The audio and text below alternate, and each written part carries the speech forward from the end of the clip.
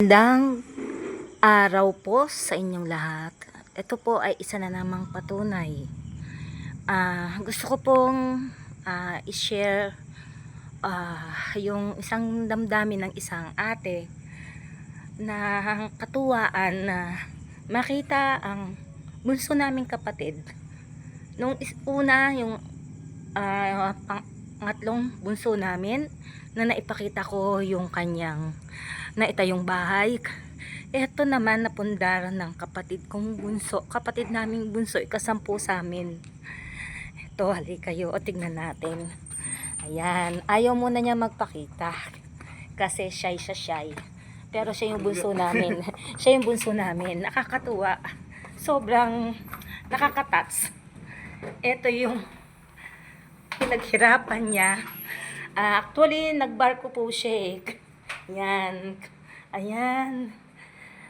Ang sarap po sa feeling na makita na nakakapagpundar po yung mga kapatid ko. Siya po si Manny, yung bunso namin. Ayan. Wag ko daw papakita yung kalat. Pero buksan natin ang mga pinto. Ito po, meron silang, ano to? Dirt. Iba na. Ano to? Backdoor. Backdoor to, no? Service area. Ayun, meron silang service area dito. Ayan. Yan ang kanilang family. Yan, oh. Yan. Siya si Manny. Ayan. Si Andre. Yan yung magkapatid. Para silang kambal. Ayan, oh. Yan. Tapos, ayan, nakakatuwa. Nakapagpundar siya ng mga gagamitan. Tingnan natin ang kanilang CR. Oh, cute. Oh, cute. Nakakatuwa. Tapos, ito, ano to? Ano to? Bintana. Ayan, bintana. Okay. Oh, ayan. Nung Mother's Day. O, diba? O, panik tayo. O, nakakatuwa, o. Yung kanilang, clock family. O, diba? Customized. Tawag dyan, customized, diba? Ayan. Katotoo lang nakatapos ang bunso naming kapatid sa sarili niyang pagsisikap.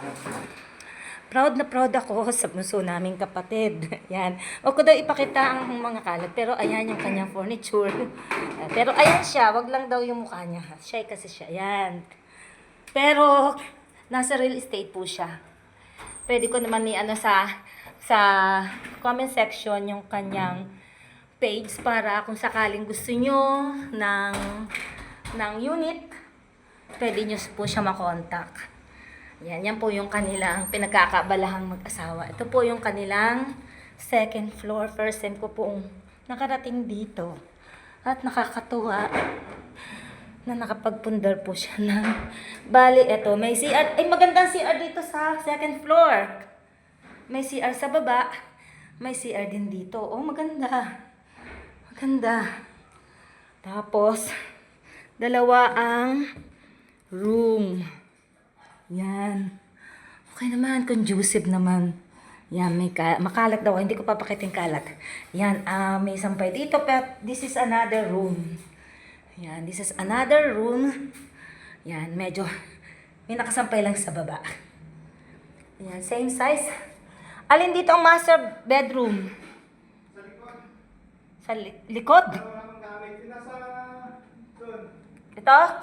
Sa likod ng CR. Sa likod ng CR. Okay. Ayun, mas malaki. Yan. Nakakatuwa lang. Ito po isang patunay at nakaka-inspire na pag may pangarap sa pagsusumikap, may maipupundar. Proud po ako sa aking mga kapatid. Proud ako sa aming bunso. Kudos to you, Manny, aming bunso. So proud. First time ko nakarating dito pero sobrang tuwang-tuwa ako sa nakita ko ang ganda-ganda ng bahay mo. Noong pa man, tuwang-tuwa na ako. Kahit sa mga anak ko, sa panganay ko, sinasabi ko, tularan mo si Uncle Manny mo. Yan. Na maayos ang pagpapamilya niya. At hanggang ngayon, maayos pa rin ang pagpapamilya niya. Marami pong salamat. Ito po ay isang inspirasyon sa ating lahat. God bless po sa ating lahat.